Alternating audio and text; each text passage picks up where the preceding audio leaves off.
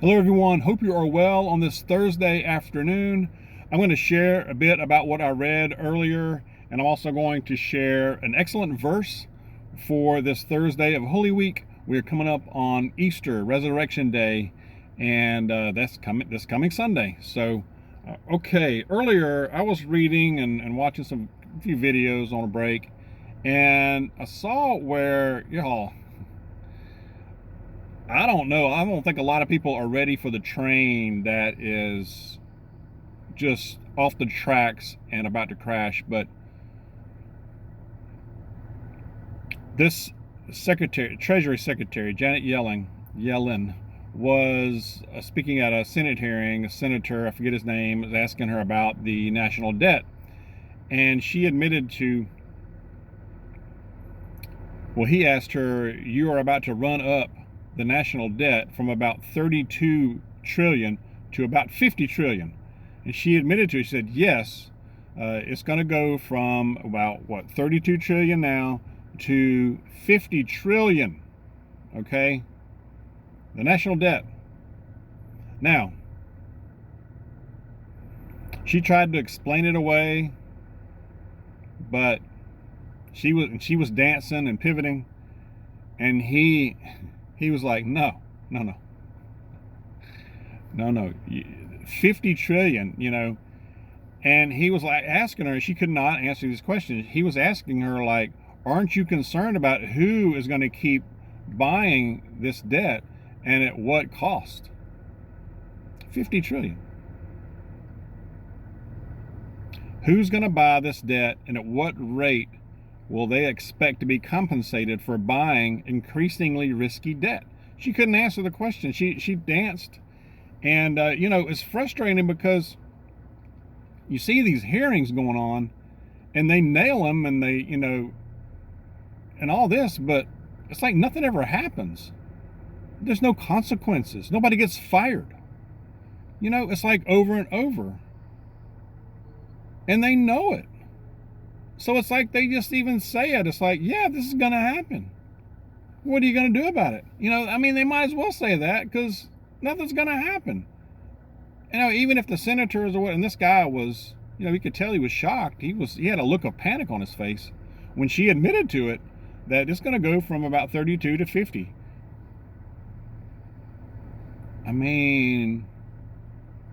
Anyway. But there's no consequences. That's the frustrating thing, But that's a train that is coming, and it's picking up speed. You got other things going on. You got layoffs. Layoffs have increased fivefold this year, with tech leading the way. High-tech stuff. Meta, Facebook, is gutting their customer service, leaving influencers and businesses without anyone to call. Now, planned layoffs total, it says 90,000 from February. Job cuts have increased to 270,000 so far in 2023. That's a 400% increase from the same period 1 year ago, y'all. I don't think people realize this. You're not going to hear this stuff on the news, your run-of-the-mill news. They're afraid. They're not going to tell you the truth. They're lying to you every day. They're not telling you the really important stuff. They're filling the time with BS, squeeze about this and that, and this celebrity and that trial is full of crap. Anyway, just the tech industry, 102,000 cuts for the year 2023 so far. That's just in the technical industry. This is unbelievable. 38,000% increase from a year ago. That's nuts. It's inconceivable. High inflation. Y'all ain't seen inflation yet. Just wait. Walmart's feeling it even. They've cut or are going to cut 2,000 warehouse jobs, and they're closing some locations around the country.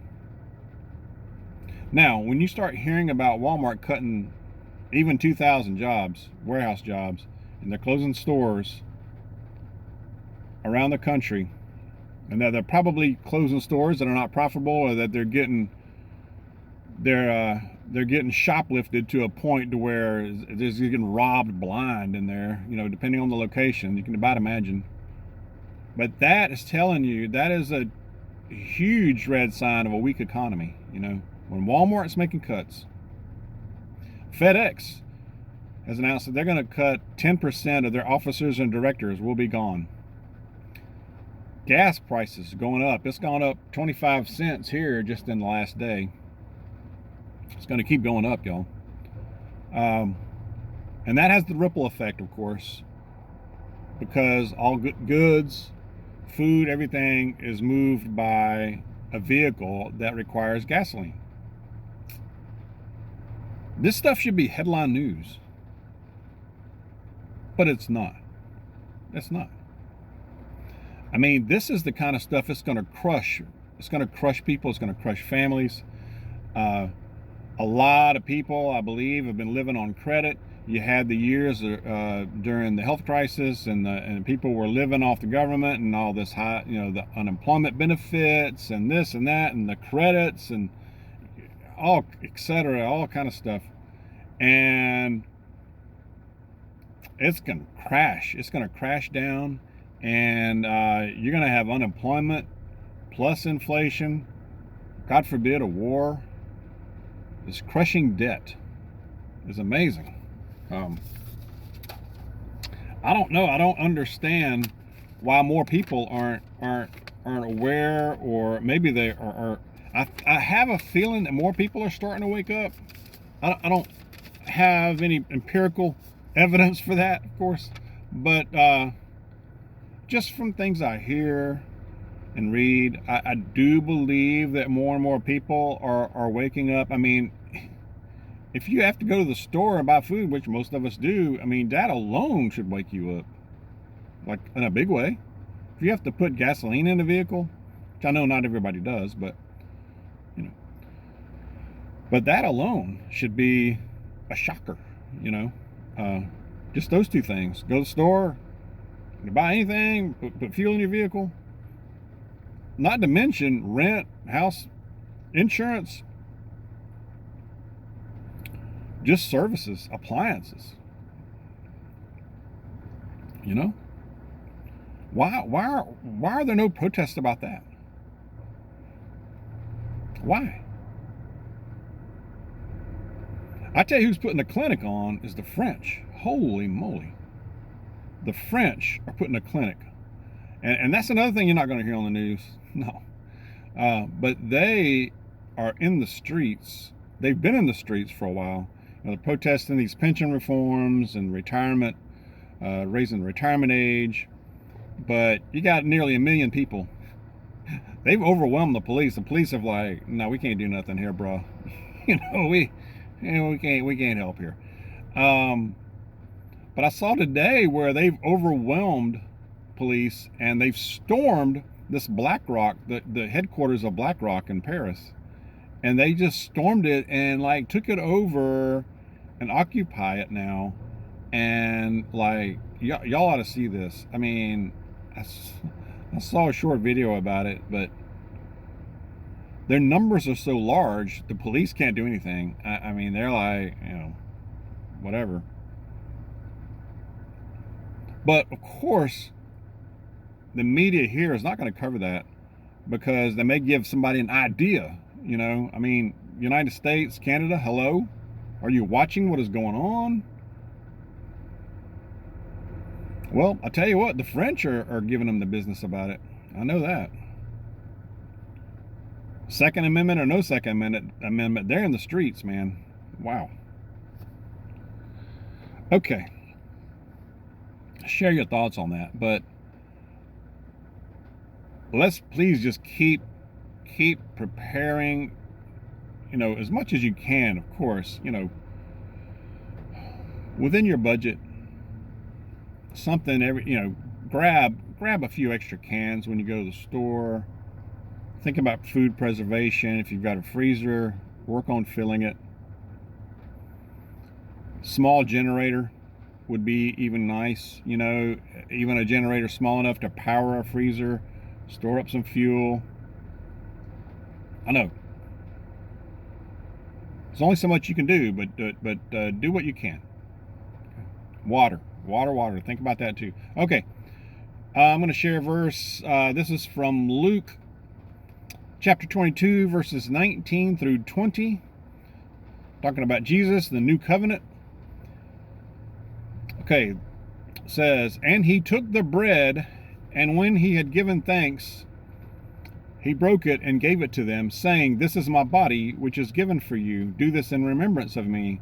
And likewise with the cup, after they had eaten, saying, 'This cup that is poured out for you is the new covenant in my blood.'" Amen. The new covenant from Jesus, his broken body, his spilled blood, is for our salvation. It is to free us from the bondage of this world and to be welcomed into his kingdom of heaven. What a day that'll be. But let's continue to prepare for Easter as well. But let's just stay aware. And I know, don't get overwhelmed. Try not to get overwhelmed with this. There was a comment, I meant to mention this earlier in the video, but there was a few comments about, Dawg, there are some days I'm not going to watch videos. I do the same thing. I mean, I know it was Tuesday or Monday. It might have been both days. I just listen to music. I drive around a lot in my job and back and forth from home to work. But I didn't watch a prepping video. I didn't watch a preparedness, or not even a homestead video. I don't even think I watched a car or truck video. I just listened to music. And you got to have days like that. You got to have time to unplug, so to speak. At least some time to decompress a little bit. It really make time to do that. But anyway, let's be safe. God bless you, and I will see you soon.